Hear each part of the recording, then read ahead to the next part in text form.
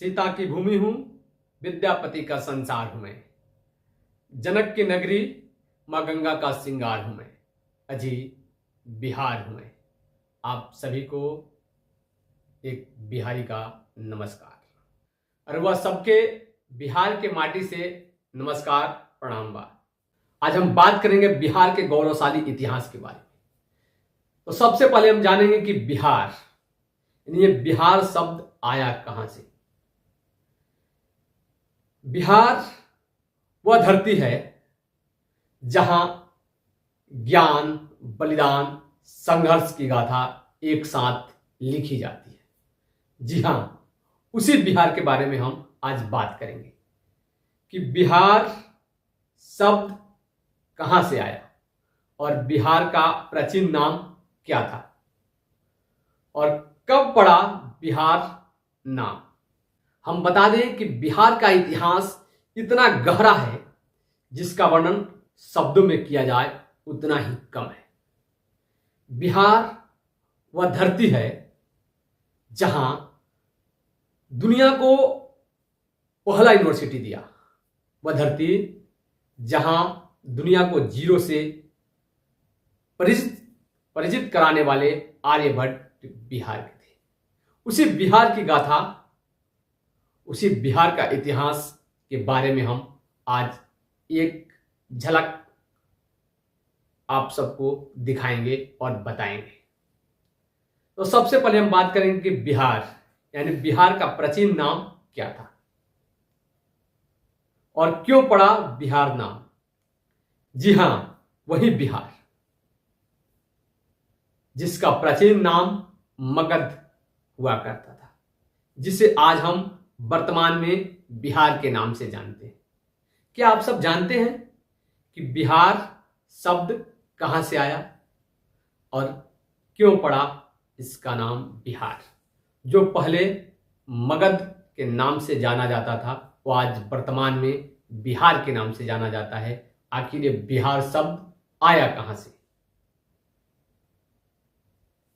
तो 22 मार्च सन 1912 में मगध का नाम बिहार रखा गया।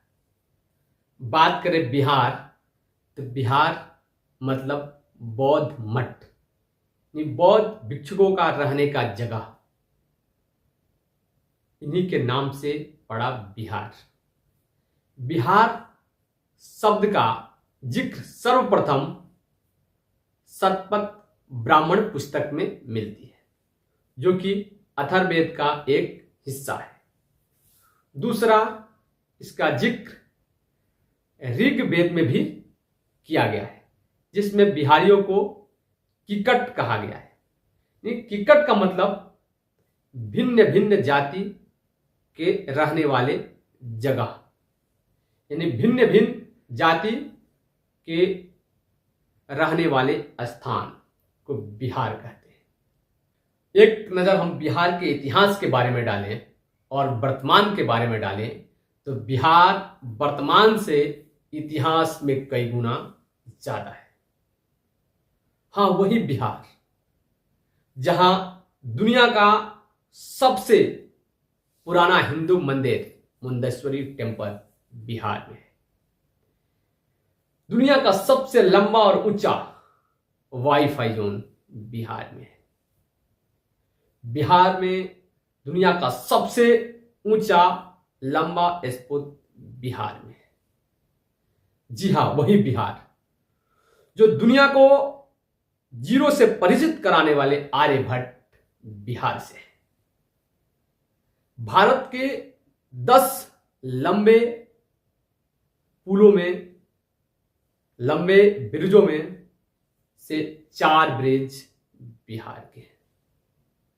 जी हां, वही धरती जहां एक साथ दो धर्मों की उत्पत्ति हुई, वही बिहार जहां बौद्ध और जैन धर्म की उत्पत्ति हुई, वही बिहार।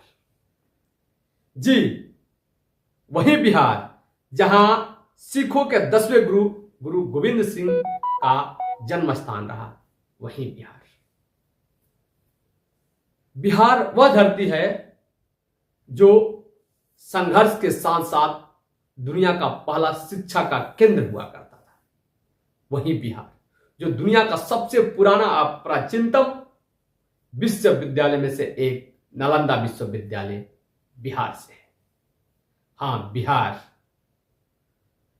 बिहार की गाथा